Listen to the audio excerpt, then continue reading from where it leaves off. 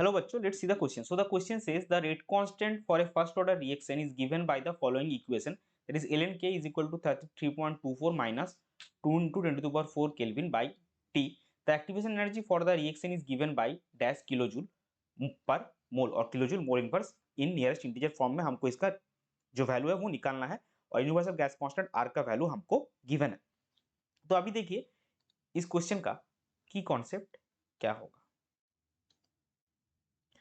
सो इस क्वेश्चन का की कॉन्सेप्ट है आर्हेनियस इक्वेशन। तो ये जो इक्वेशन हमको गिवन है क्वेश्चन में ln k is equal to 33.24, ये आर्हेनियस इक्वेशन का एक्सटेंडेड फॉर्म है, इसी से हमको एक्टिवेशन एनर्जी मिलेगा। सो देखिए आर्हेनियस इक्वेशन से हमको क्या मिलता है। So according to Arrhenius equation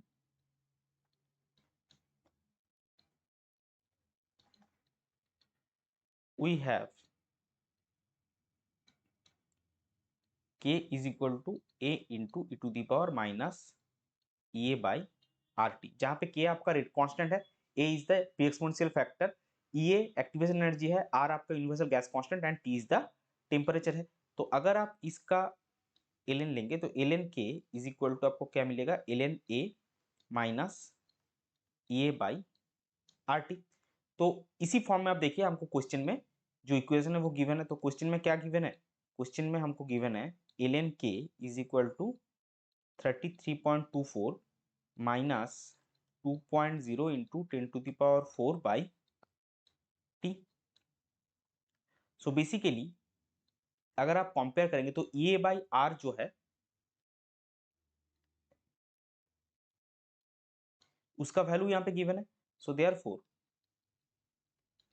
A by R is equal to 2.0 into 10 to the power 4 kelvin और ये that is the activation energy आपको कितना मिलेगा 2 into 10 to the power 4 into 8.3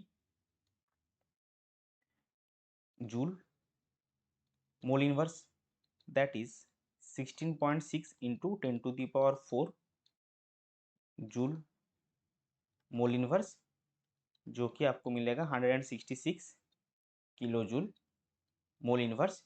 ये हमारा फाइनल आंसर है क्योंकि यही हमको पूछा गया that the activation energy for the reaction. So इसी को हम फाइनल फॉर्म में लिख लेंगे that the activation energy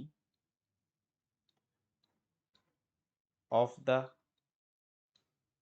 reaction is given as 166 kilojoule mole inverse. ये हो जाएगा आपका क्वेश्चन का correct final answer. I hope you understood well. Best of luck. Thank you.